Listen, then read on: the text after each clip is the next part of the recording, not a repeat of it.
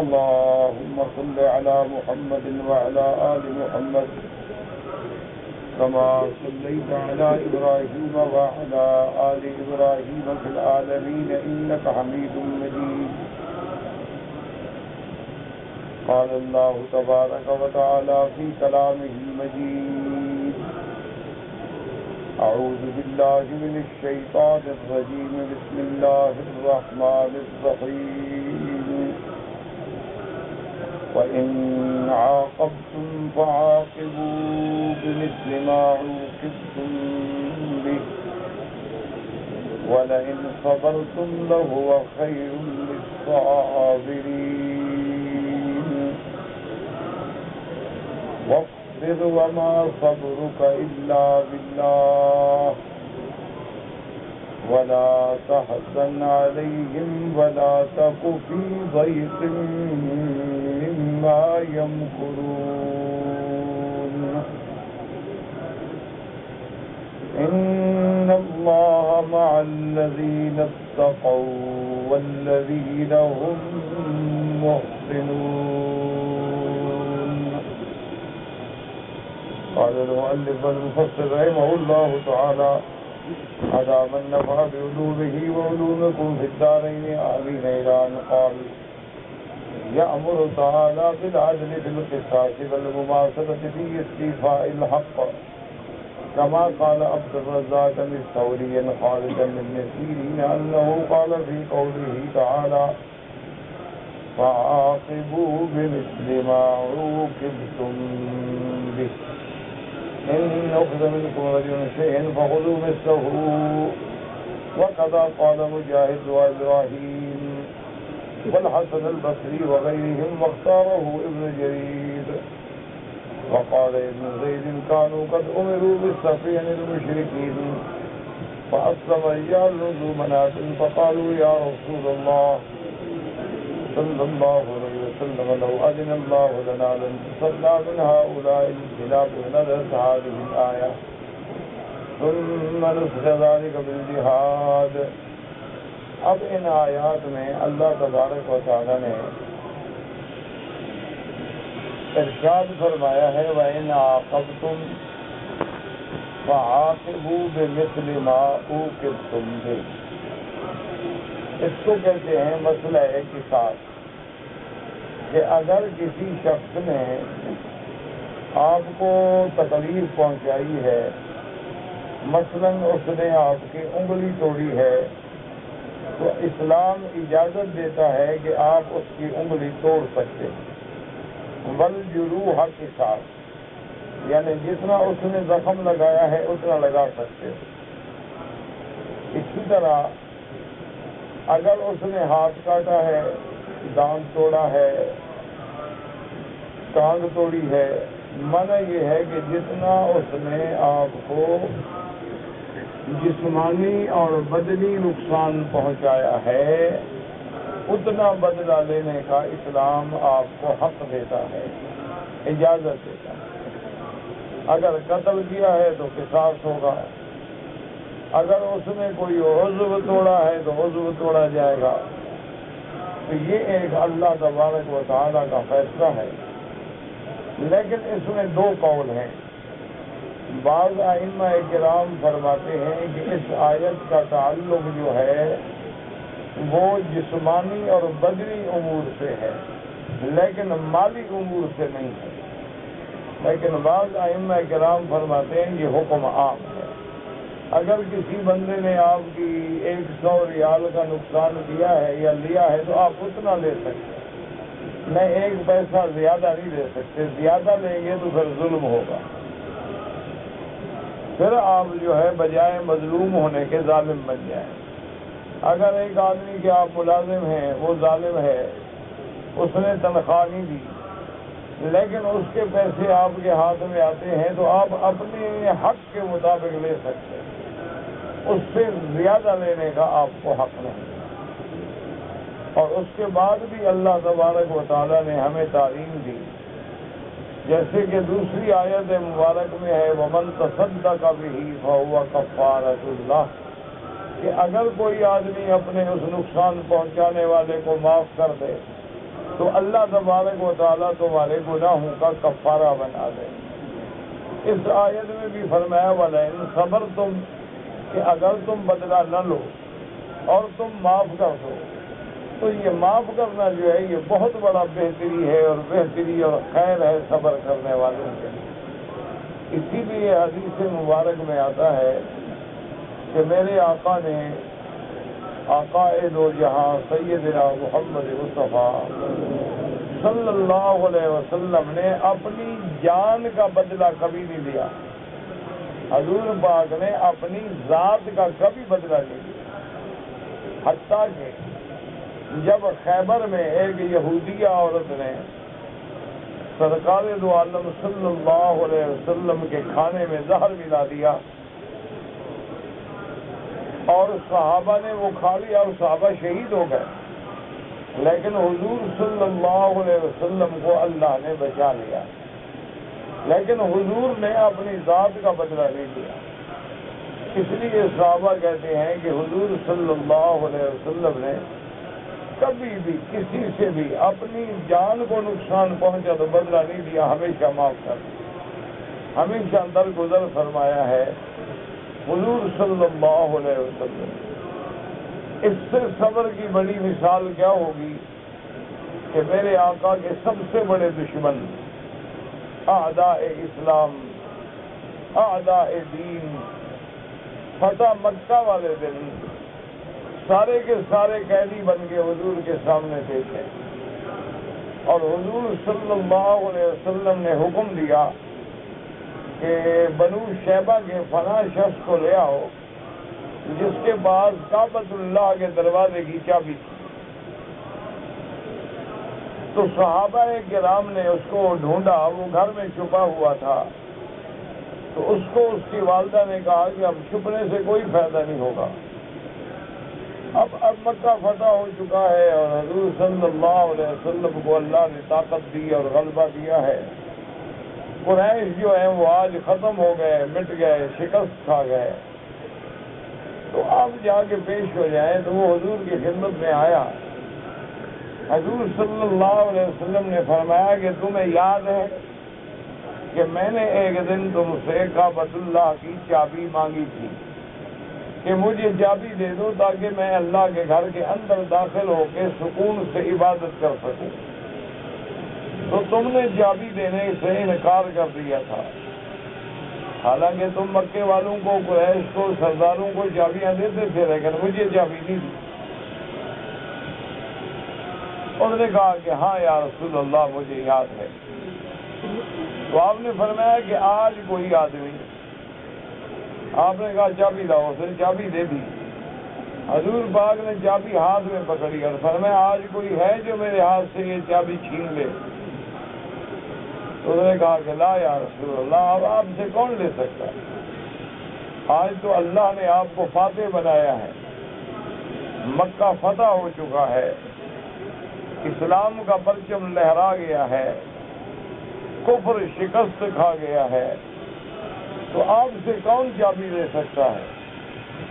لیکن یہ دیکھیں میرے مدنی کا صبر، اور صرف صبر نہیں، صبر کے بعد الٹا اور احسان کہ حضور پاک نے اپنے ہاتھ مبارک سے کعبۃ اللہ کی وہ چابی جو تھی اس کو پکڑائی اور ساتھ دعا دی اور فرمایا خذھا خالدۃ خالدۃ لا یأخذھا منک الا ظالم۔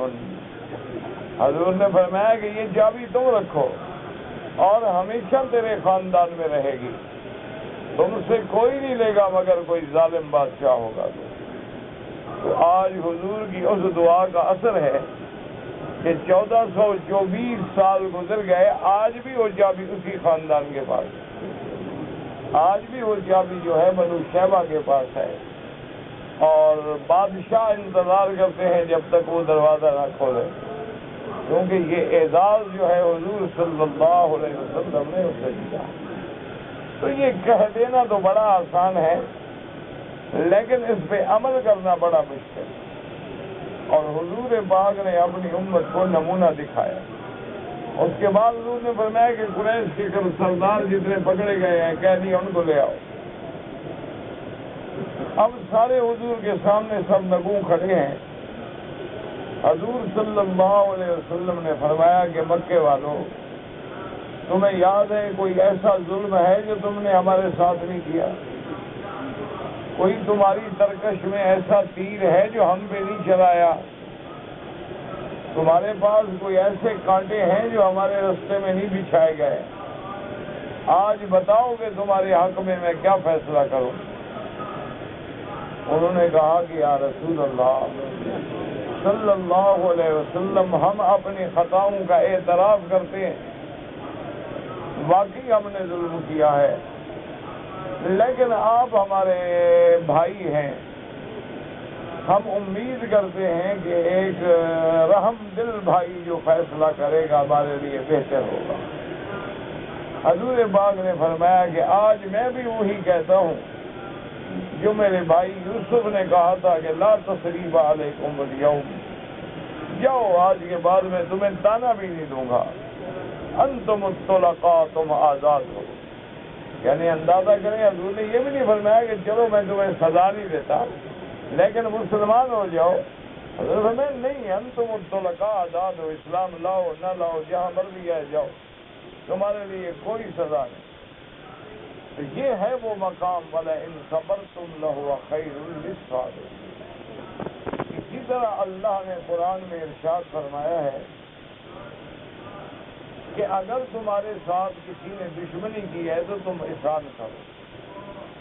اگر تم دشمنی کا بدلہ احسان سے دو گے فَإِذَا الَّذِي بَيْنَكَ وَبَيْنَهُ عَدَاوَةٌ كَأَنَّهُ وَلِيٌّ حَمِيمٌ، کہ تمہارے اس احسان سے ہو سکتا ہے کہ کل جو تمہارا دشمن تھا وہ تمہارا دوست بن جائے، کہ اللہ تبارک و تعالیٰ اس کی دشمنی کو دوستی میں بدلتا ہے. تو اسلام نے ہمیں حکم دیا ہے کہ ہمیں جو تکلیف پہنچائی جائے اس کا بدلہ لینا شرعاً ہمارا حق ہے، لیکن اگر کوئی مہربانی کر کے معاف کر دے تو یہ معاف کرنا جو ہے یہ بہت بڑا اللہ کے ہاں باعث اجر ہے اور باعث ثواب ہے، اور اپنے نفس کو قابو کرنا جو ہے یہ بہت بڑا امتحان ہے. اسی طرح روایات میں آتا ہے، تاریخی روایات میں، کہ ایک بادشاہ تھے، وہ اپنے مہمانوں میں بیٹھے تھے اور ان کی کلیز جو ہے وہ کھانا لگا رہی تھی اور کھانا سرو کر رہی تھی، تو اس کے ہاتھ میں ایک ڈونگا تھا سالن کا. تو اس بیچاری کا پاؤں پھسلا یا کیا ہوا، وہ ڈونگا جو ہے بادشاہ کے اوپر گر گیا.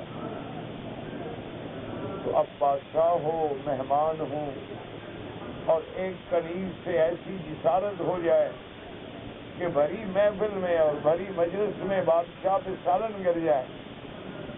تو بادشاہ نے جب غصے سے دیکھا تو وہ بی بی سمجھدار تھی، اس نے فوراً آیت پڑھی. اس نے کہا اللہ نے قرآن میں فرمایا وَالْكَاظِمِينَ الْغَيْظَ، ایمان والے بندے جو ہیں وہ اپنے غصے کو پی جاتے ہیں، وہ اپنے غصے کو بالکل ضبط کر لیتے ہیں. حالانکہ غصہ بڑی کڑوی چیز ہے لیکن وہ اس کو قاذمین الغیظ، غصے کو پینے والے. تو بادشاہ نے کہا کہ اچھا ٹھیک ہے. تو انہوں نے کہا کہ صرف اللہ نے یہ نہیں فرمایا، اللہ کا حکم ہے والکاظمین الغیظ والعافین عن الناس، کہ غصے کو پی جاتے ہیں اور غلطی بھی معاف کر دیتے ہیں. تو بادشاہ نے کہا جاؤ میں نے معاف بھی کیا. انہوں نے کہا بادشاہ سلامت، اللہ کا قرآن پورا پڑھیں ان اللہ یحب المحسنین، اور اس کے بعد وہ احسان بھی کرتے ہیں. بادشاہ نے کہا کہ جاؤ میں نے تمہیں آزاد کیا، میں نے تم پر احسان بھی کیا، معاف بھی کیا اور غصہ بھی ضبط کیا. تو اللہ تبارک و تعالیٰ کے تینوں آیات سے عمل کیا. اسی طرح امام مالک رحمۃ اللہ علیہ،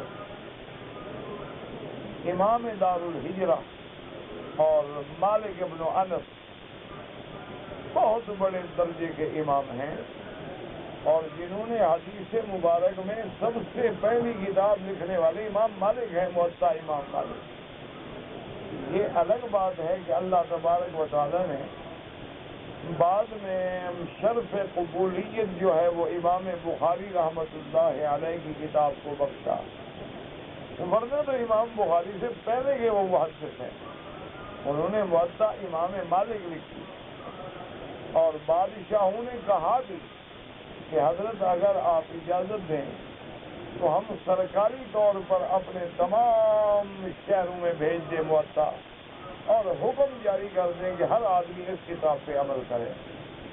تو امام مالک نے فرمایا کہ میں نے کتاب شہرت کے لیے یا بادشاہوں کے لیے نہیں لکھی تھی، میں نے تو اپنے بادشاہ کو راضی کرنے کے لیے لکھی، اس لیے مجھے کوئی یہ ضروری نہیں ہے، میں نے ایک کتاب لکھ دی ہے، جس کو اللہ توفیق دے گا وہ عمل کرے گا۔ تو امام مالک رحمۃ اللہ علیہ پہ ایک امتحان کا دور آیا، بادشاہ نے ان کو کوڑے کی سزا دی، کوڑے مارے گئے۔ اچھا، اللہ کی شان یہ ہے کہ اس بادشاہ کے بعد ان کا بیٹا تخت میں بیٹھا، اور ان کا بیٹا جو ہے وہ امام مالک کا شاگرد ہے رحمت اللہ علیہ۔ تو وہ ایک دن علیحدہ آئے اور انہوں نے امام مالک رحمت اللہ علیہ سے عرض کیا کہ حضرت میرے والد نے ظلم کیا، زیادتی کی، اور آپ کو کوڑے مارے گئے، تو یہ کوئی معمولی جرم نہیں ہے میرے والد کا، لیکن وہ جیسا بھی ہے میرا والد تھا، اور میں نہیں چاہتا کہ آپ کے کوڑوں کی وجہ سے وہ جہنم میں جائے، آپ مہربانی کریں اور میں اپنے والد کی طرف سے بدلہ دینے کے لیے تیار ہوں، تو میں کھڑا ہو جاتا ہوں اور آپ مجھے اسی طرح کوڑے مارے جس طرح آپ کو مارے گئے۔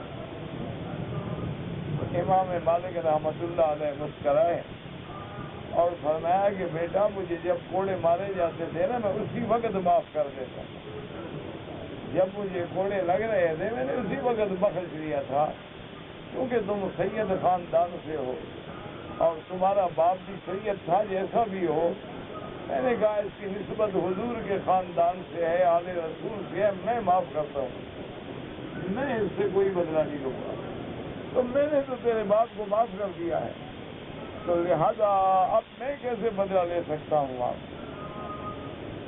تو یہ معمولی باتیں نہیں ہوتی، یہ بہت بڑے صبر کا مقام ہے، یہ بہت بڑی عظمتوں کا مقام ہے، یہ بہت بڑے شان والے لوگوں کا مقام ہے کہ اللہ قوت بھی دے، اللہ طاقت بھی دے، اور اللہ بدلہ لینے کا حق بھی دے، لیکن اس کے باوجود بھی کہیں کہ جاؤ میں نے معاف کیا، تو یہ کوئی معمولی بات نہیں ہے۔ اللہ کی شان ہے، ہر دور میں ایسی تاریخ میں ایسے لوگ پیدا ہوتے ہیں، ہر تاریخ میں ایسے لوگ گزرے ہیں اور آگے بھی آئے کہ جن کو اللہ تبارک و تعالیٰ اتنا حوصلہ عطا فرماتے ہیں۔ تو بہرحال مسئلہ شریعت کا یہ ہے کہ جانی نقصان ہو یا مالی نقصان، اتنی قدر جتنا نقصان ہے بدلہ لینا جائز۔ اچھا، ایک مسئلہ یہ بھی سمجھ لو، مثلاً آج کے دور میں اگر کسی آدمی نے آپ کو لکڑی ماری، تھپڑ مارا، تو اس کا بدلہ آپ خود نہیں لیں گے، بلکہ اولل امر وقت کے حاکم کو جا کے ثابت کریں گے اور وہ بدلے میں سزا دیں گے، ورنہ اگر ہر آدمی اپنا بدلہ خود لینا شروع کر دے تو پھر تو نظام عالم درہم برہم ہو جائے، پھر تو پورے نظام عالم کے بجائے فساد ہو جائے۔ اس لیے قانون کا تقاضا یہ ہے کہ اگر کسی نے آپ کو نقصان پہنچایا ہے تو آپ اتنی تکلیف تو اس کو دے سکتے ہیں، لیکن عدالت کے ذریعے، قانون کے ذریعے اور اولل الامر کے ذریعے۔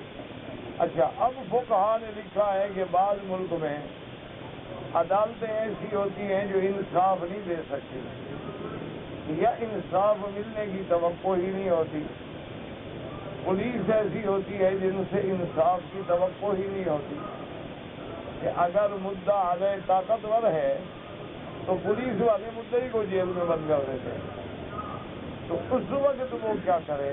تو علماء نے لکھا ہے کہ ایسے حالات میں اگر اسے موقع ملے تو اپنا بدلہ لے سکتا ہے، اور صبر کرے تو وہ زیادہ بہتر ہے۔ اس کی وجہ یہ ہے کہ آپ یہ کہنا جی کہ جب ہم نے ایک آدمی سے بدلہ لینا ہے اور ہمیں اجازت ہے، لیکن ہم نے صبر کیا، تو اب ہمارا بدلہ وہ بڑی طاقت لے گی جو اللہ کی ذات ہے، اس سے بڑا بدلہ کون لے سکتا ہے؟ اسی لیے ایک حدیث مبارک میں ہے، سیدنا ابی بکر رضی اللہ تعالی عنہ کا ایک آدمی سے جھگڑا ہو گیا۔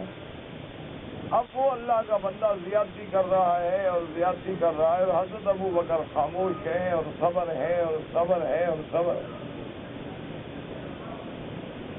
حضور صلی اللہ علیہ وسلم بھی قریب کھڑے ہیں، تو اب جب کرتے کرتے کرتے پیمانہ صبر لبریز ہو گیا تو حضرت ابو بکر نے بھی اس کو جواب دیا۔ جب حضرت ابو بکر نے جواب دیا، حضور صلی اللہ علیہ وسلم چلے گئے۔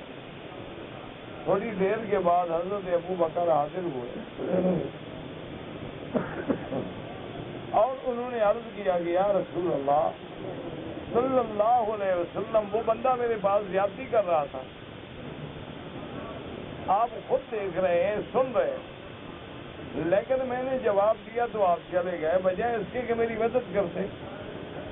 حضور پاک نے فرمایا اللہ کے بندے، جب وہ زیادتی کر رہا تھا تم صبر کر رہے تھے، تم جواب اللہ کے فرشتے دے رہے تھے، اور جب تم نے جواب دیا تو اس کے برابر ہو گئے، پھر میں کیوں کھڑا ہوتا وہاں؟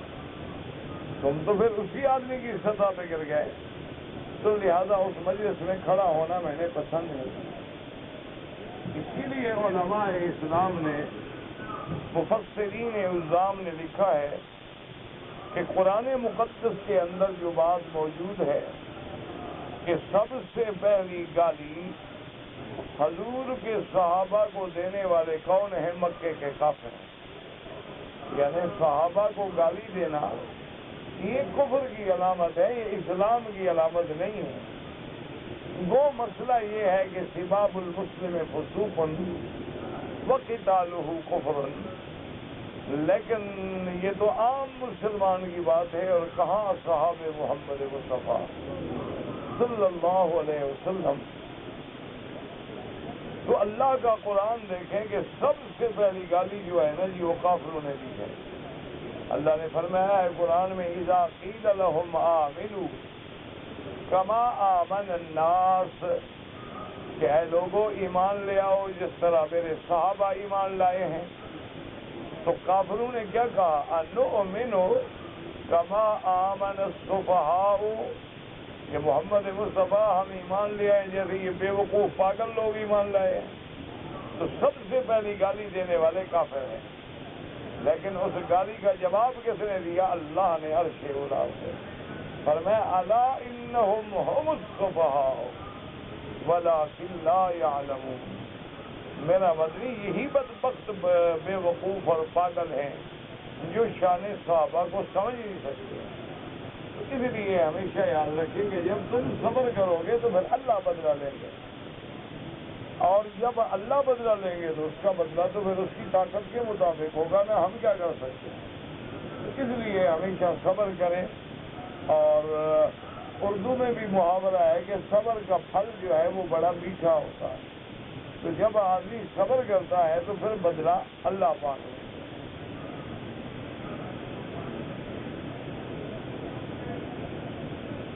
ہند میں ایک واقعہ لکھا ہے کہ دہلی میں شاہی مسجد کے پاس آگے گلی میں جا کے ایک مجذوب تھا، دیوانہ سا فقیر تھا، وہ بیٹھا ہوتا تھا اور اس کے ہاتھ میں ایک چھڑی ہوتی تھی پتلا سا، اور وہ نالی کے پانی کی بہ رہی ہے نا، وہ پانی میں مارتا رہتا اور کھیلتا رہتا تھا۔ اس کے کنارے پہ سڑک ہے، ساتھ سڑک ہے، تو سڑک پر سے ایک بگڑا بگڑا رئیس زادہ جو ہے وہ گزرا، اور اس کے ساتھ ایک طوائف تھی۔ تو وہ دونوں جناب بڑے اعلیٰ لباس میں وہاں سے ہاتھ میں ہاتھ ڈالے، سیر کرتے ہوئے گزر رہے تھے، اور وہ تو اپنی دھن میں مجذوب آدمی بیچارہ، وہ اپنی دھن میں پانی کو مار رہا ہے، وہ پانی کے چھینٹے جو اڑے نا تو اس عورت کے کپڑوں پہ پڑ گئے۔ جب اس عورت کے سوٹ پہ وہ چھینٹے پڑے گندے پانی کے، تو وہ کھڑی ہو گئی اور اس نے گالی دی اس کو، اور کہا کہ شرم نہیں آتی، دیکھتے نہیں ہیں کہ بھئی اتنا میرا قیمتی کپڑے خراب کر دیے، اور پھر مجھے اب پارٹی میں جانا ہے اور پھر ڈریس تبدیل کرنا اور بڑا مسئلہ ہے، کیسے تم بے وقوف آدمی۔ تو اس کے ساتھ جو آدمی تھا، جو مرد تھا، اس کا عاشق تھا، وہ غصے میں آیا اور اس نے جا کے اس فقیر کو ایک تھپڑ مار دیا، کہا کہ دیکھو اندھے ہو گئے اور تمہیں عقل نہیں ہے اور تمہیں سمجھ نہیں ہے، اور دیکھو سڑک کے کنارے بیٹھے اور گندے پانی میں کھیل رہے ہو۔ غصے میں آ کے اس نے تھپڑ مارا، اور تھپڑ مار کے وہ آ گیا اور اس سے کہا کہ چلو بس یہ کوئی احمق ہے اور بے وقوف ہے، اور وہ بے وقوف نے ایسے دیکھا اور مسکراتا رہا۔ وہ ابھی چند قدم گئے اور وہ آدمی جو ہے گرا سڑک پہ اور تڑپنے لگ گیا۔ اب وہ جناب تڑپ رہا ہے، مجھے پیٹ میں درد ہو گیا، تو اتنا معزز آدمی اور سڑک پہ، اور لوگ کٹھے ہو گئے، میلہ لگ گیا۔ بھی کیا ہو گیا؟ انہوں نے کہا مجھے تکلیف ہے، درد ہے، اٹھاؤ اور جلدی کرو اور لے جاؤ۔ وہ عورت بہرحال طوائف تھی اور سمجھدار تھی، ان کو لوگوں کو ڈیل کرنے سے تجربہ تو بڑا ہو جاتا ہے، تو وہ سمجھ گئی کہ یہ ہو نہ ہو بات اسی فقیر کی ہے، یہ اچھا بلا ہے، نہ کھایا نہ پیا، اس کو کیا پیٹ میں درد ہو گیا۔ تو وہ دوڑی اور سیدھی اور فقیر کے پاس آئی اور ہاتھ باندھے اور کہا کہ حضرت مہربانی کریں، مجھے معاف کر دیں، میرا دوست جو ہے وہ مر رہا ہے، آپ نے کچھ کیا ہے؟ فرمایا بی بی میں نے کیا کیا؟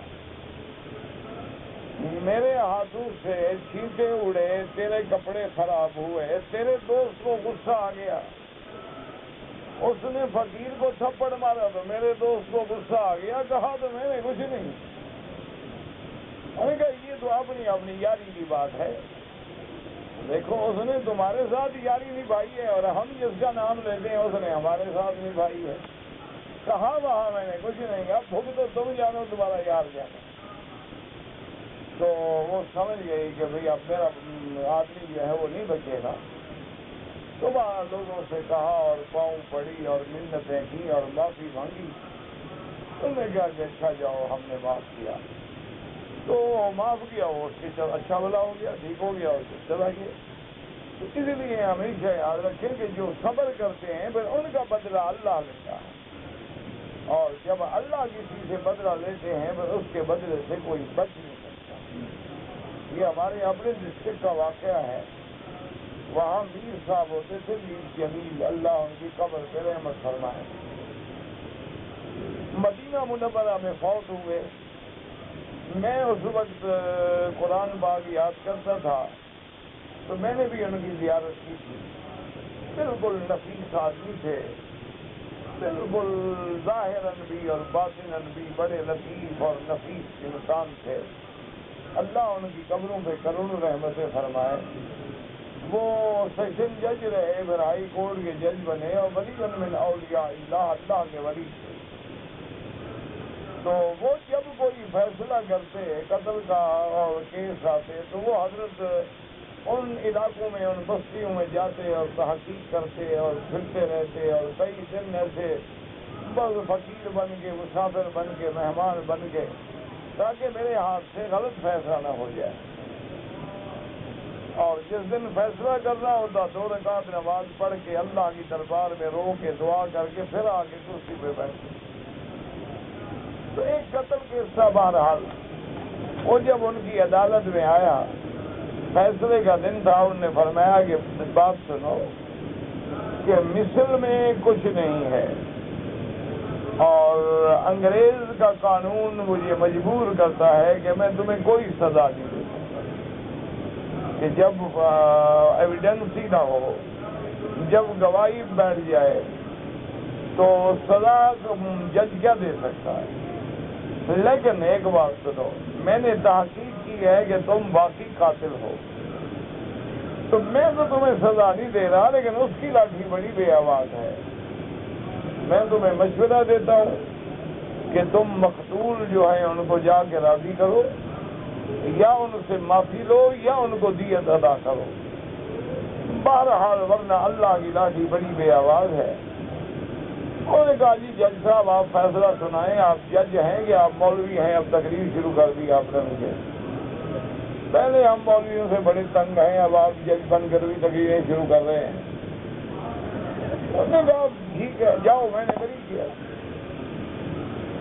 وہ ذمہ آدمی تھا، باہر ڈھول تماشے اور لوگ اور استقبال، اور وہ جو غریب مقتول کے وارث تھے وہ روتے ہوئے چلے گئے۔ بس اللہ کی مرضی، ہم کیا کر سکتے۔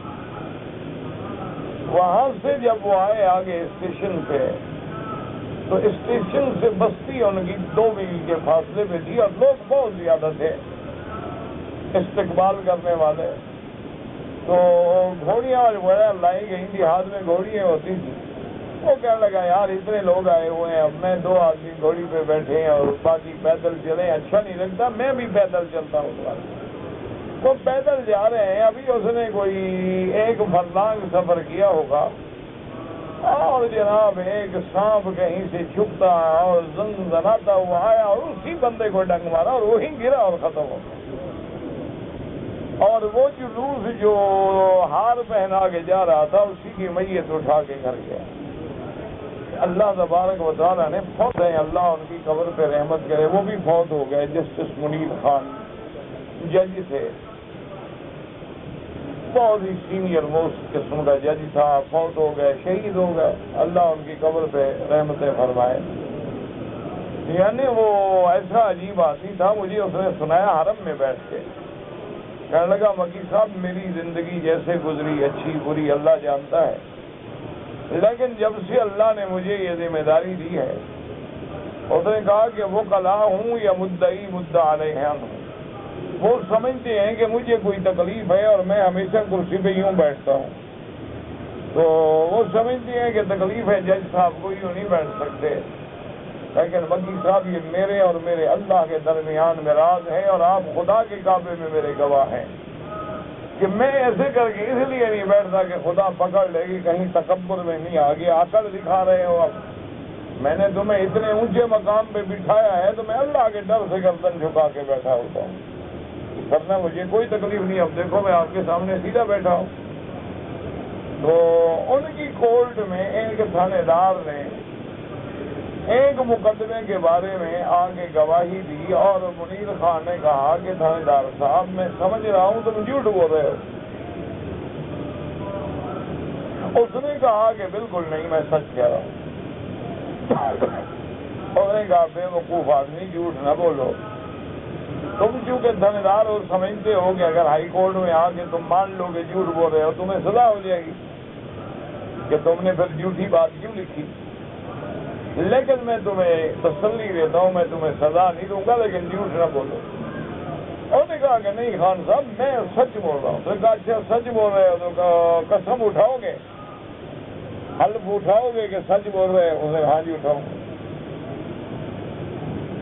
تو انہوں نے اپنے پین کو حکم دیا کہ اس تھاندار صاحب کو لے جاؤ، وضو کرو اچھی طرح، جب یہ وضو کرتے غسل کرتے تو اس کو لے آؤ اور مسجد سے قرآن بھی لے آؤ۔ تو وہ آیا، اس نے پھر کہا جج صاحب نے کہا دیکھو خان صاحب تھاندار صاحب تم جھوٹے ہو، قسم نہ اٹھاؤ۔ اس نے کہا کہ نہیں جناب بالکل میں سچا ہوں۔ میں کہا اللہ کے بندے میں تمہیں کہہ رہا ہوں، میں تمہیں معاف کر دوں گا، تم جھوٹ نہ بولو، اللہ کا قرآن ہے اور اللہ کی حلف اٹھا رہے ہو، خوف کرو۔ تو انہوں نے کہا نہیں میں سچا ہوں جی، میں حلف اٹھاتا ہوں۔ انہوں نے کہا بس اب حلف کیا اٹھانی، تم نے کہہ دی حلف ہو گئی، کوئی حلف اٹھانے کا معنی یہ ضروری ہوتا ہے کہ قرآن سر پہ رکھو، غسل کر لیا، تیار ہو کے حلف کے لیے آ گئے، وہ 20 دفعہ کہہ رہے ہو کہ میں حلف اٹھاتا ہوں، حلف ہو گئی تمہاری، لیکن تم نے جھوٹی حلف اٹھائی۔ اللہ کے عذاب سے ڈرو، اور اب بھی میرا مشورہ ہے کہ جا کے توبہ کرو۔ وہ نکلا اور جناب وہ اپنے تھانے پہ نہیں پہنچا، راستے میں ایکسیڈنٹ ہوا، ٹکڑے ٹکڑے، اللہ اس کو بھی معاف کرے۔ اللہ کے حرم میں ہم سب اللہ کے معافی مانگنی چاہیے کہ جو لوگ بھی مر گئے اللہ ان کو معاف کرے، ہم بھی ان سے پتہ ہے زیادہ گناہ گار ہوں گے۔ لیکن میرے کہنے کا مقصد یہ تھا کہ اللہ کی لاٹھی جب اللہ بدلہ لیتا ہے تو اس کا کون مقابلہ کر سکتا ہے؟ تو اس لیے اگر کبھی تم پر کوئی ظلم کرے، باوجود اس کے کہ تمہیں اپنے بدلہ لینے کا حق ہے، لیکن صبر کرو تو بہت بڑا مقام ہے، صبر کرو تو بہت بڑی چیز ہے۔ اور یہ سنت الانبیاء ہے کہ میرے آقا نے رحمت دو جہاں پہ جس ظالم نے جادو کیا، یعنی میرے مدنی سرکار پہ جادو کیا، اور جادو کرنے والا لبید بن العاصم بدبخت ہے، اور پتہ ہے جادو کیسے کیا؟ یہ جادوگر جو ہوتے ہیں بڑے کافر ہوتے ہیں، یہ بڑے بدبخت ہوتے ہیں اور بڑا ظالم ہوتے ہیں، لوگوں کے گھروں کو اجاڑنے والے، برباد کرنے والے، یفرقون بین المرء وزوجہ، میاں بیوی میں جھگڑے پیدا کرنے والے، اور یأکلون اموال الناس بالباطل، اور لوگوں کو دھوکہ دے کے مال کھانے والے۔ تو حضور صلی اللہ علیہ وسلم سوئے ہوئے ہیں، لیٹے ہوئے ہیں کہ دو فرشتے آئے،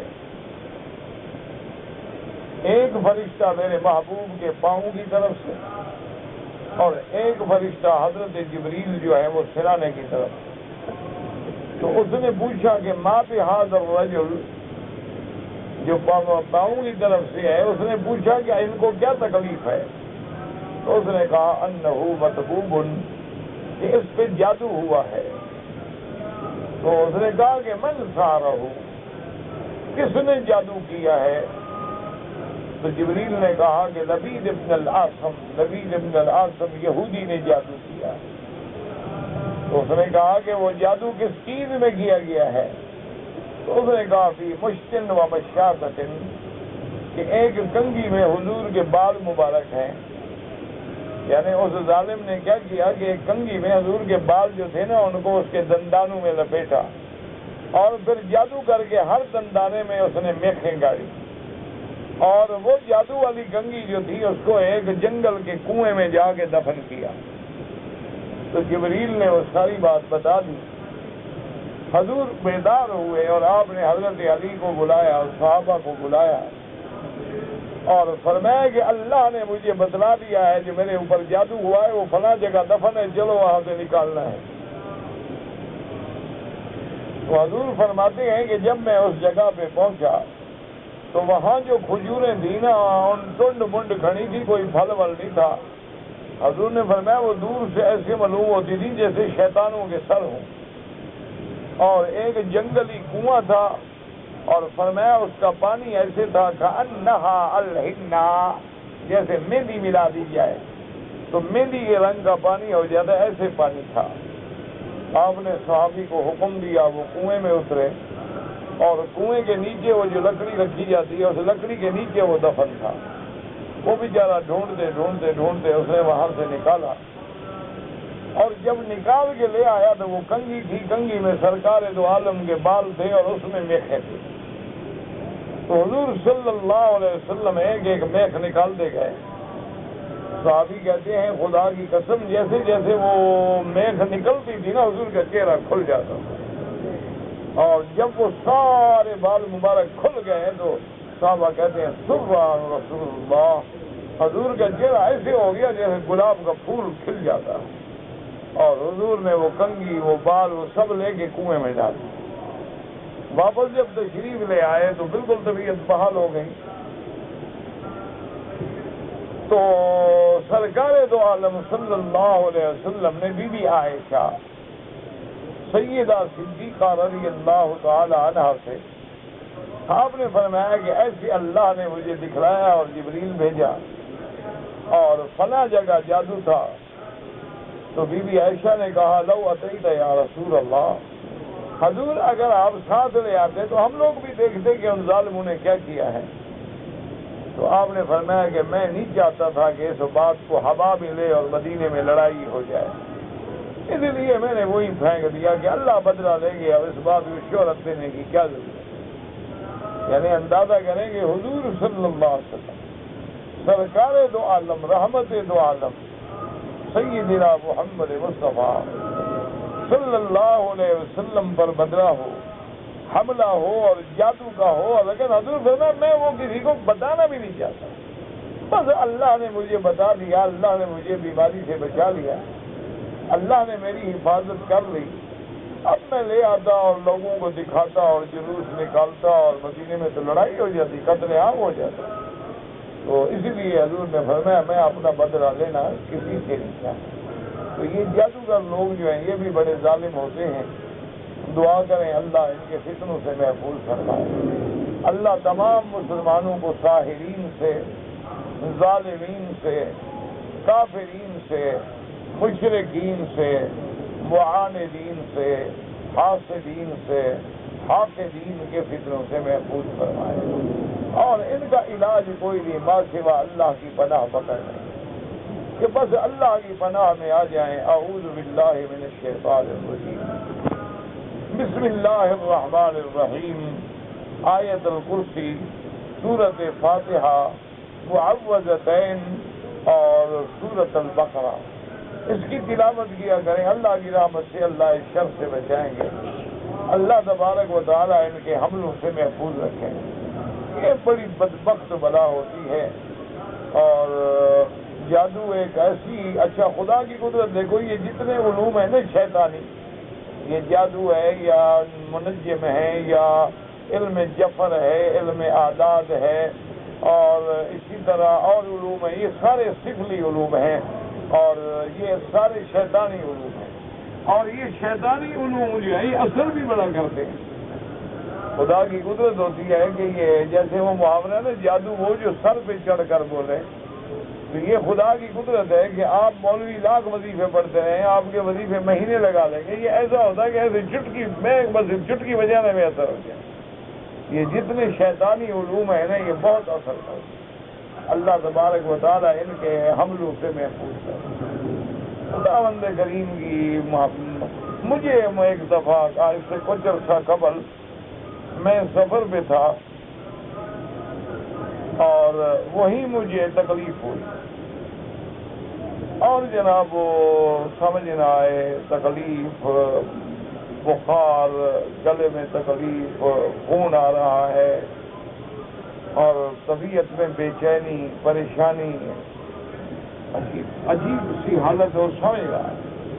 اب جناب یہ ہے کہ اللہ کے حرم کی مہربانی سے ہے، اللہ کے کعبۃ اللہ کے احترام میں، ورنہ ہم کیا ہیں، ہم جیسے تو کئی رل گئے مولویوں کے لڑکے، یہ تو کعبۃ اللہ کا فضل ہے اور کعبے کی شان ہے کہ لوگ عزت کرتے ہیں، اصل تو اس گھر کی عزت کرتے ہیں، ہماری تھوڑی کرتے ہیں، اصل عزت تو اس گھر کی اور اس گھر والے کی ہو، لیکن ہمیں بھی چونکہ ایک ادنا سی نسبت ہو گئی ہے، تو جیسے کہ شیخ سعدی نے پوچھا تھا نا مٹی سے کہ تو مٹی ہے، تم سے خوشبو کیسے آ رہی ہے؟ اس نے کہا میں تو مٹی ہوں لیکن میرے اوپر پھول کا درخت لگا ہوا ہے، تو اس کی صحبت کا اثر ہو گیا ہے، مگر میں تو وہی مٹی ہوں، وگرنہ من ہما خاکم جیستم۔ تو اصل تو برکت جو ہے نا یہاں کی ہوتی ہے، جناب بڑے بڑے پروفیسر اور بڑے بڑے ڈاکٹر، وہ ENT والے دیکھ رہے ہیں اور چیسٹ والے دیکھ رہے ہیں اور فلاں دیکھ رہے ہیں اور ایکس رے اور سارے جہان کے ٹیسٹ ہو رہے ہیں اور نتیجہ ہو گیا سب ٹھیک ہے۔ اچھا ابھی نتیجہ ٹھیک ہے اور میں اٹھ نہیں سکتا، میں نماز کھڑے ہو کے نہیں پڑھ سکتا، میری حالت یہ روز بروز گرتی جا رہی ہے، وہ کہیں جی ہم کیا کریں، ہمارے علم کے مطابق آپ ٹھیک ہے۔ میں نے کہا اچھا بابا بات یہی ہے، میں نے دوستوں نے کہا بھی میری سیٹ کراؤ۔ اچھا پھر خدا کی شان یہ ہے کہ ہم چاہے مر جائیں نا جی، لوگوں کی تمنا ہوتی ہے کہ حضرت جلسے پہ ضرور آئیں۔ حضرت اللہ شاہ بخاری رحمۃ اللہ علیہ فرماتے تھے کہ تقریر کرتے ہوئے اسٹیج پہ مر جاؤ لیکن پہنچو ضرور، تاکہ جلسے والا سچا ہو جائے، مرتا ہے تو مولوی مرتا ہے مر جائے دفاع، وہ تو سچا ہو جائے نا کہ میرا جلسہ کامیاب ہے، لوگ آ گئے تھے۔ اچھا اسی حالت میں جناب جلسوں میں بھی جاؤ، تقریریں بھی کرو، عجیب کیفیت۔ میں نے کہا بھائی میری سیٹ کراؤ، مہربانی کرو، موت حیات اللہ کے ہاتھ میں، اگر مرنا ہے تو اچھی بات ہے کہ خدا حرمین شریفین میں تو لے جائے۔ میں کراچی واپس آیا، وہی تکلیف، میں مکہ پہنچ گیا، وہی تکلیف، عجیب عالم ہو، کوئی سمجھ نہ آئے۔ تو مجھے مکہ شریف میں آئے ہوئے کوئی دوسرا یا تیسرا دن تھا، ایک ہمارے بزرگ تھے، بہت بڑے عالم تھے، فوت ہو گئے، اللہ ان کی قبر پہ کروڑوں رحمتیں فرمائے۔ تو بہت بڑے عالم بھی تھے، مفسر بھی تھے، محدث بھی تھے، بڑی کتابیں لکھی ہیں شیخ محمد موسیٰ نے، اور شیخ الحدیث بھی تھے، اور میرے ساتھ بہت مہربانی کرتے۔ وہ خدا کی قدرت عمرے پہ آئے، رمضان شریف تھا، روزے شروع ہو گئے، وہ مجھے ملنے کے لیے تشریف لایا، میں جناب پڑا ہوا ہوں، وہ میرے پاس آ کے بیٹھے اور دیکھتے رہے اور پتہ نہیں کیا پڑھتے رہے، مجھے تو آتا واتا ہے کچھ نہیں، میں تو خود ان باتوں کا قائل بھی نہیں۔ تو وہ بیٹھے کہتے ہیں کہ وکیل صاحب آپ پر تو جادو ہے۔ میں نے کہا یار ہوگا، کون جادو کرے گا؟ اس نے کہا بہرحال آپ پہ جادو ہے، کون کرے گا یا کون نہیں کرے گا، آپ پہ بہرحال جادو ہے۔ وہ بیچارے جناب پڑھتے رہے اور پڑھتے رہے، اور میرا سر پکڑ کے اور کچھ 2 گھنٹے پڑھتے رہے غریب۔ اللہ ان کی قبر پہ باغ جنت بنائے اور ان کو زیادہ سے زیادہ درجات عطا فرمائے۔ وہ جناب نماز کا وقت ہو گیا، انہوں نے کہا میں ظہر کی نماز پڑھ کے پھر آتا ہوں۔ میں تو وہی گھر میں نماز پڑھتا تھا، 2 آدمی بلا لیے اور وہیں جمع۔ اب ظہر کی نماز میں تھوڑی سی میری طبیعت بحال ہونی شروع ہوئی۔ ظہر کی نماز کے بعد حضرت پھر تشریف لائے اور پھر پڑھا، پھر عصر کی اذان ہوگی، پھر میں اچھا میں تو حرم جاتا ہوں، آپ ڈرائیور کو کہیں اور میں نماز پڑھ کے پھر آتا ہوں۔ میں نے وہی نماز پڑھی لیکن پہلے سے طبیعت بہتر۔ تو عصر کے بعد پھر آئے، حضرت نے پڑھا، اور رات کو تراویح میں نے حرم میں پڑھی، کوئی تکلیف ہی نہیں، کچھ نہیں، سب ٹھیک ہو گیا۔ تو انہوں نے کہا جی یہ کچھ تعویذ ہے؟ میں کہا تعویذ شویذ تو میں نہیں کرتا، سیدھی سی بات۔ میں نے کہا یہ تعویذ تو رکھو اپنے پاس، یہ نہ میں کرتا ہوں نہ میں مانتا ہوں، تو باقی یہ ہے آپ نے پڑھا ہے، اللہ اس کا آپ کو جزائے خیر عطا فرمائے۔ تو بہرحال اللہ نے ایسی مہربانی کی کہ بالکل تراویح میں نے حرم شریف میں آ کے پڑھی اور صبح روزہ رکھا، کوئی تکلیف ہی نہیں، کچھ بھی نہیں۔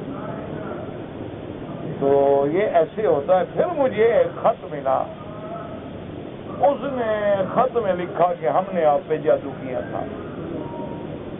میں کہا چھوڑو، اللہ بدلہ لے گا، ہم کیا ہیں، ہم فقیر لوگ ہیں، کیا تھا۔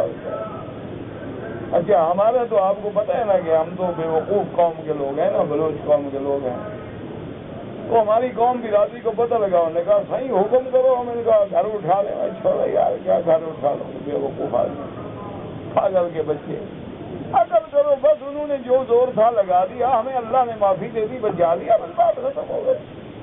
اگر بدلہ لینا ہے تو اللہ لے گا، ہم کیا بدلہ لیں؟ تو اس لیے اگر آدمی صبر کرے تو پھر اللہ بدلہ لے گا۔ ہم تو خود عاجز ہیں، عاجز کیا بدلہ لے گا بھائی؟ ہم تو خود کمزور ہیں، ضعیف ہیں، عاجز ہیں، ہم کسی سے کیا بدلہ لیں گے؟ وہ تو قوی ہے، قہار ہے، جبار ہے، متکبر ہے، فعال لما یرید ہے، یفعل ما یشاء ہے۔ تو اس لیے اللہ نے فرمایا وَلَئِن صَبَرْتُمْ، اگر صبر کرو گے تو وہ زیادہ بہتر ہے۔ اللہ آپ کو بھی اور مجھے بھی صبر کی توفیق دے۔ دعا کرو اللہ ہماری ظاہری، ہماری بچوں کی گھر کی بیماریاں، پریشانیاں دور فرمائے۔ آج کل پھر میں 2 مہینے سے چکر میں ہوں، اللہ عالم، اللہ عالم بیماری ہے یا پھر وہ کوئی حملہ ہے، خدا جانتا ہے، ہمیں تو پتہ نہیں بھائی، میں تو ہوں جائے نظر ہے، مجھے پتہ چلا کوئی بھی رکھتا ہے۔ تو کئی لوگ آتے ہیں جی حضرت ہمیں استخارہ کرتے ہیں، بے وقوف مجھے اپنے استخارے کا پتہ نہیں لگتا، تمہارے استخارے کا۔ کئی آ جاتے ہیں حضرت تعویذ لکھ دیں میری شادی نہیں ہوتی، میں نے کہا میری 10 سال ہو گئے نہیں ہوتی، میرے تعویذ آتا بے وقوف، پہلے میں آپ نہیں نہ کر رہا تھا۔ یہ ساری باتیں ہیں، اس کے فیصلے ہیں، آمنا باللہ، بس رضینا باللہ ربا وبالاسلام دینا وبمحمد صلی اللہ علیہ وسلم نبی۔ ایمان سے کہو، دیکھو نا جی، بندہ تو بندہ ہے نا، کتی کے کتنے بچے ہوتے ہیں، بکری کے کتنے ہوتے ہیں، وہ کس سے جا کے وظیفے تعویذ کرواتی ہے؟ بس یہ نظام ہے اللہ کا بس. ہاں جادو ہے, قرآن کہتا ہے ہمارا ایمان ہے. حدیث ہے جادو ہوتا ہے, ہم بھی کہتے ہیں ہوتا ہے, لیکن وہ کیسے نکلے گا؟ ہمارا ایمان ہے اللہ نکالے گا, قرآن نکالے گا, اس کے علاوہ ہمارے پاس کچھ نہیں.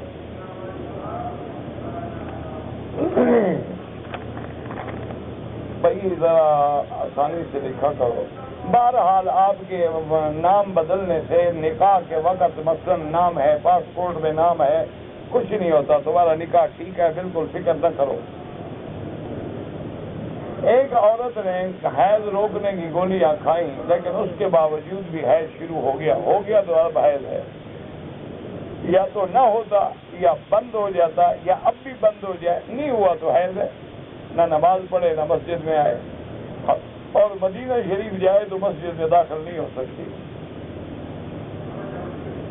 ہمارے ایک دوست کا ہسپتال میں آپریشن ہے, اللہ پاک شفا عطا فرمائے. آپ بھی دعا کریں, اللہ مجھے بھی, میرے گھر میں بھی تکلیف ہے, بس دعا کریں اللہ سب بیماریاں بلائیں اپنی رحمت سے دور کر دیں. ہم گناہ گار ہیں, بے سہارا ہیں. مالی سوا قبعید باب کہیدتن ولئن رزقت فای باب اقرأ, کہ مولا تیرے دروازے کے سوا دروازہ ہے, اور اگر تو نے بھی ٹھکرا دیا تو پھر ہم کہاں جائیں. سر میں ٹوپی پہننا سنت ہے, ہاں جی ٹوپی پہنو, پگڑی پہنو, رومال پہنو, سب سنت ہے. میرے محبوب کبھی سر ننگا کر کے بازاروں میں نہیں گئے. سرکار دو جہاں نے کبھی سر ننگا کر کے نماز نہیں پڑھائی. حضور صلی اللہ علیہ وسلم تو کبھی حمام میں بھی سر ننگا کر کے نہیں جاتے, الا غسل کے وقت اتارتے. کہتے جی کہ میاں بیوی اگر ایک دوسرے کے جسم کو دیکھنا چاہیں بالکل دیکھیں جناب, کوئی منع نہیں ہے. آپ کی بیوی ہے, آپ بھی دیکھ سکتے ہیں, اور بیوی بھی دیکھ سکتی ہے, کوئی منع نہیں ہے. بس باقی یہی رہ گیا ہے دیکھنا, اور کیا. بہت قیمتی چیز ہے, دیکھا کروں. اس میں ہنسنے کی کیا بات ہے؟ ویسے آپ ایسا کریں کہ ایک لوٹا پیشاب کا بھر کے شیشے کا رکھ لیا کرو, اس کو دیکھا کرو. وہ بھی تو پیشاب کی جگہ ہے نا, اور کیا ہوتا ہے, وہاں سونا بنتا ہے. انا للہ و انا الیہ راجعون. ویسے شریعت میں جائز ہے. مسئلہ یہ ہے میاں بیوی ایک دوسرے کا بدن دیکھ سکتے ہیں.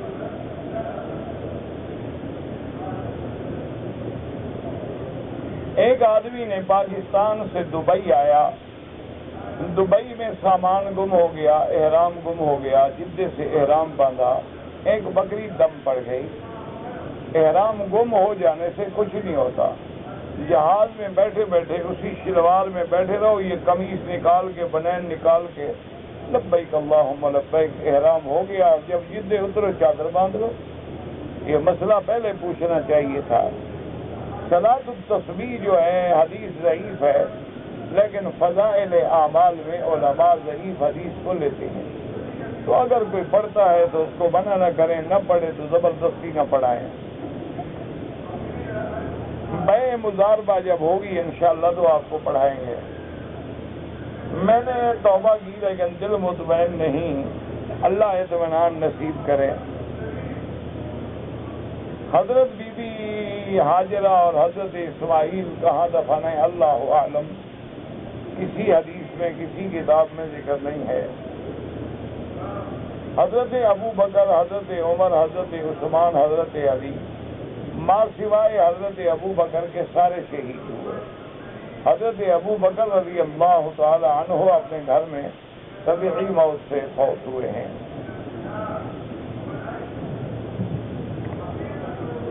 ایک عورت میقات پہ آئی اور حیض آ گیا, اس نے وہاں سے احرام کی نیت نہیں کی. اب جب حیض سے پاک ہو جائے, غسل کرنے کے بعد مسجد عائشہ سے جا کے نیت کرے, احرام باندھ کے عمرہ کرے, اور ایک بکری بطور دم بھی ادا کرے. کیونکہ عورت حیض کی حالت میں عمرے کی نیت کر سکتی ہے, نماز نہ پڑھے, بس لبیک اللہم لبیک پڑھ لے.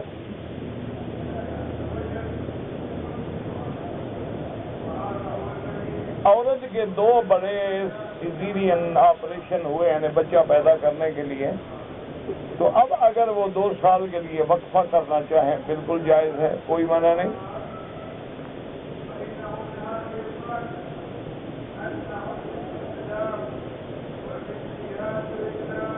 ہم 4 بھائی ہیں، 2 آدمی 2 بھائی ہم یہاں مزدوری کرتے ہیں اور 2 بھائی پاکستان میں ہیں۔ ہم یہاں سے جو پیسے بھیجتے رہے والد کو، انہوں نے مکان بنایا، اگر وہ پیسے آپ نے والد کو دے دیے، والد کا ملک ہو گیا، والد نے مکان بنایا، اب تقسیم ہوگا تو سب بھائیوں کو ملے گا۔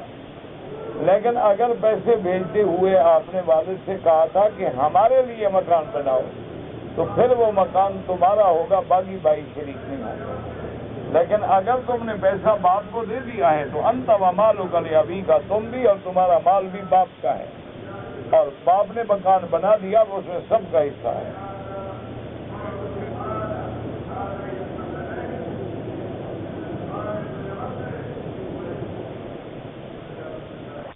اپنے میقات میں احرام باندھا اور کسی وجہ سے تم پھر مدینہ چلے گئے، پھر واپس آئے، پھر احرام باندھ کے آ گئے، ٹھیک ہو گیا، کوئی جرمانہ نہیں۔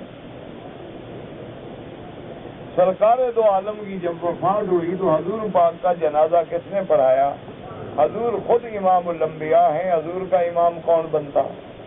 صحابہ کمرے میں کھڑے ہو کے درود پڑھ کے آ جاتے تھے، کوئی امام نہیں بن سکتا حضور کا۔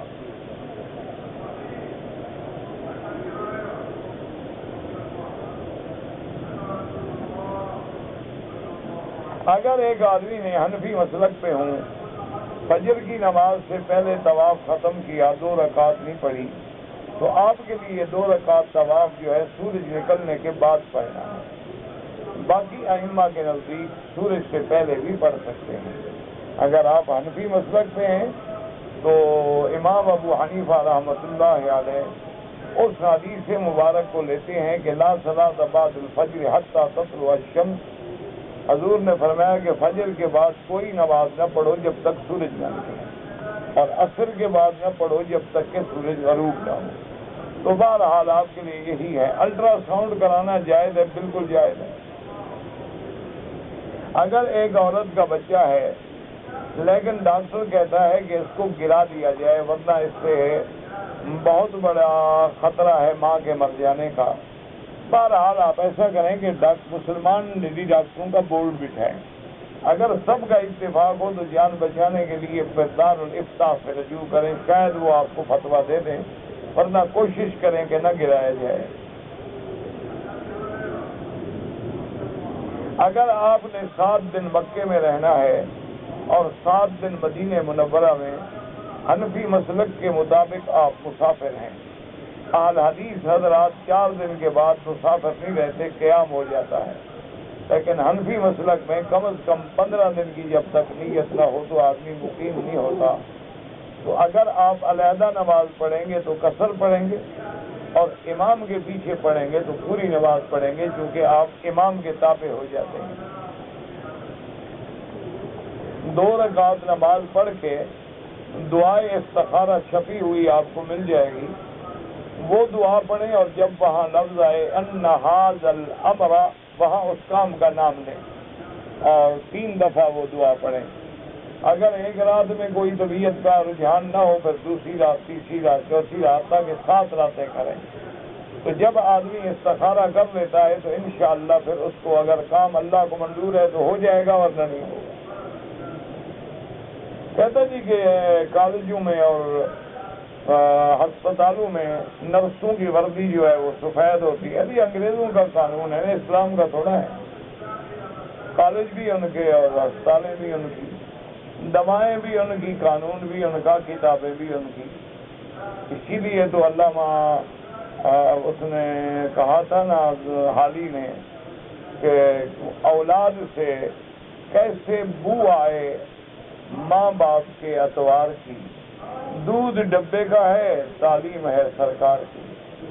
تو پھر اس سے فتوے پوچھنے کی کیا ضرورت ہے؟ ورنہ حضور پاک نے فرمایا ہے مرد کے لیے سفید لباس افضل ہے اور عورت کے لیے رنگین لباس افضل ہے۔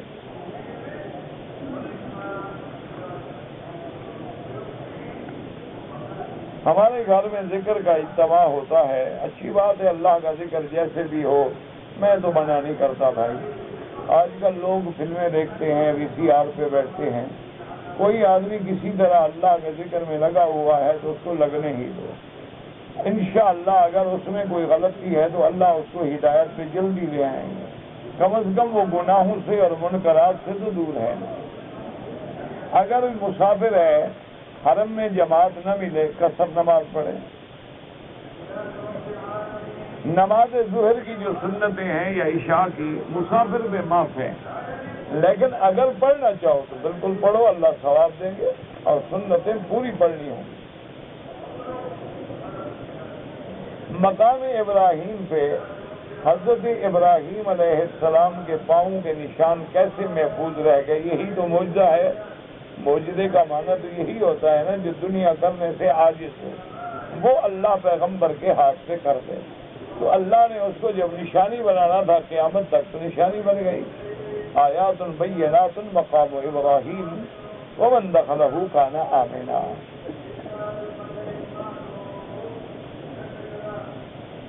کہتے جی زمین تو اللہ کی ملکیت ہے، تو بندے جو ہیں وہ اللہ کی ملکیت نہیں، زمین اللہ کی ملکیت ہے، بندے تو بیویاں بھی اللہ کی ملکیت ہے، جو لے جائے، جو حل چلائے اسی کی۔ یہ کیا عقل ہے؟ جو شریعت نے احکام دیے ہیں، مالک بنانے کا حق دیا ہے، وہ حق ہے۔ اگر ملک نہیں ہوتی پھر حضور پاک نے کیوں خریدی؟ کیوں کنویں خریدے گئے؟ کسی کے ملک تھے تو خریدے گئے۔ یہ ایسے بعض لوگ ہوتے ہیں نا، ان پر ذرا غلبہ ہو جاتا ہے زیادہ۔ اگر رشتے دار پسند نہ ہو تو کنارہ کشی کریں، کنارہ کشی حرام ہے، سلو کرو، محبت پیدا کرو، معاف کرو، ایک دوسرے پر سلام کرو۔ احسن لمن اساء الیک، حضور نے فرمایا جو تیرے ساتھ برا کرے تم بھلائی کرو۔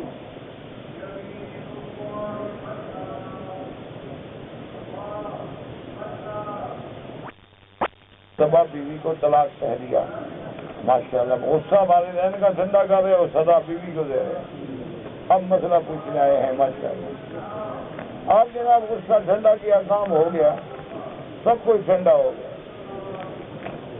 فی امان اللہ، تجارت کے لیے پیسہ دیا، نفع نقصان میں برابر کا شریک تھا، اس کا انتقال ہو گیا، اور مشترکہ مال فروخت کرنے کے بعد بھی میرا راس مال سے 12,000 باقی رہ جاتا ہے، مرحوم کی کوئی اولاد نہیں ہے۔ بہرحال یہ ہے کہ جب اس کی کوئی اولاد نہیں تو آپ کو کون پیسے دے؟ معاف کر دو، باقی تو اس کو بس، اس کو بس، اس کو بس، اس کو بس، اس کو بس، اس کو بس، اس کو بس، اس کو بس، اس کو بس، اس کو بس، اس کو بس، اس کو بس، اس کو بس، اس کو بس۔